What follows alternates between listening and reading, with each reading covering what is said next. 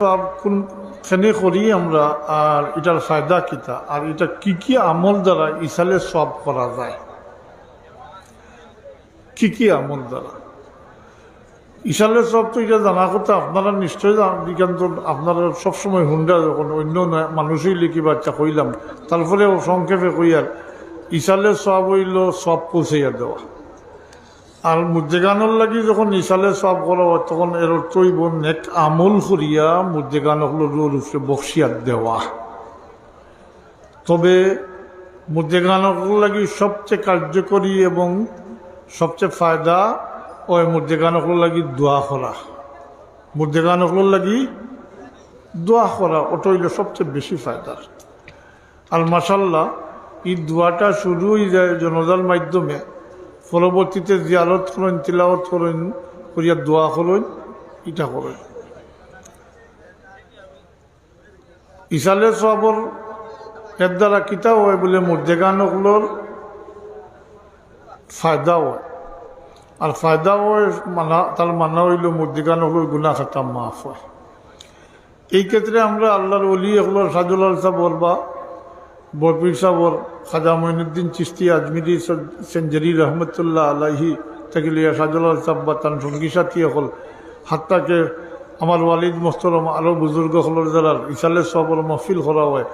এমনকি মঞ্জুর আলী সাবরও আমি কই জি ইসালে সব করা হয়। আমরা বিশ্বাস একইন একতার উপরে তারা মগফুর, তারা আল্লাহর নৈকট্য প্রাপ্ত।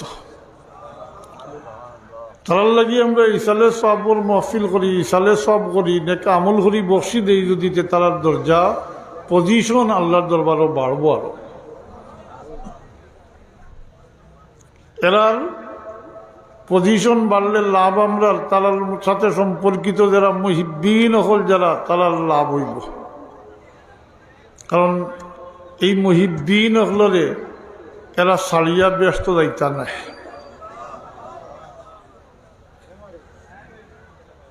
আগে আমি ইসালে সবর কি কি আমল দ্বারা ওখানটা সংক্ষেপে কইলাই।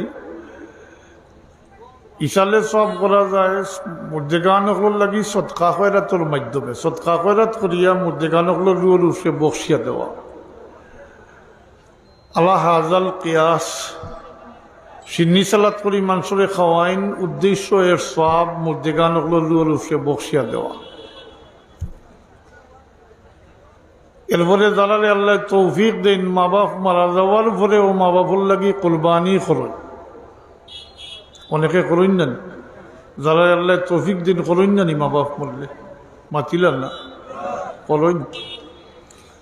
আর এখন তো আল্লাহ দুনিয়ায় খুলিয়া দিছে, মা বাপে হজ করছেন না, বাবা মারা গেছেন, অনেকে হজ করুন, উমরাও করুন, করুন না নি। এই ও হচ্ছে মুর্দেগানগুলোর ইসালে সব, অর্থাৎ এই সমস্ত করিয়া মুর্দেগানগুলোর রুয়ের উপরে বক্সিয়া দিলে মুর্দেগানগুল ফায়দামন্দ, তার মানে গুনাহ খাতা মাফ হয়। অলিওয়ারিসে যখন এই সমস্ত আমল করিয়া বক্সিয়া দিন, এতে মুর্দেগানগুলোর উপকার হয়।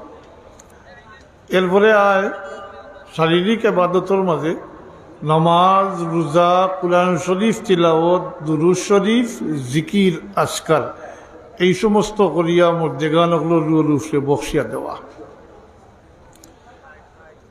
এই কয় আমল দ্বারা, কারণ এইটা যেটা কইলাম আমি আমার তাকে কইছি না যে সাইরো মজব এটার উপরে একমত। ই যে কয় আমল কইলাম এইটার উপরে একমত।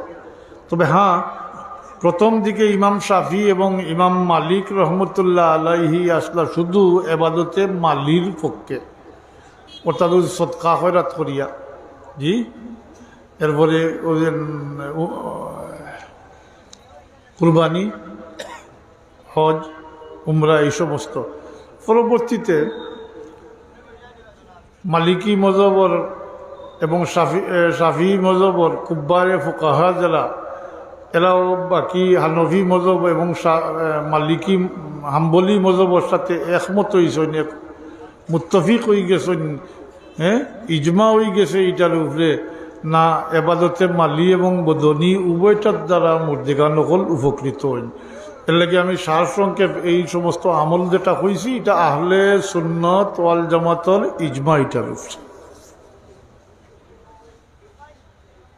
ইনশাল্লাহ এই বইটা যে বই থেকে আমি সারাংশ করেছি আসলে ব্যস্ততায়ও বিভিন্ন কারণে এই বইটার অনুবাদ হয়ে গেছে, এখন হয়ে গেছে, কিন্তু এই বইটা সাফা নিয়ে মনে করে এখন হইছে না।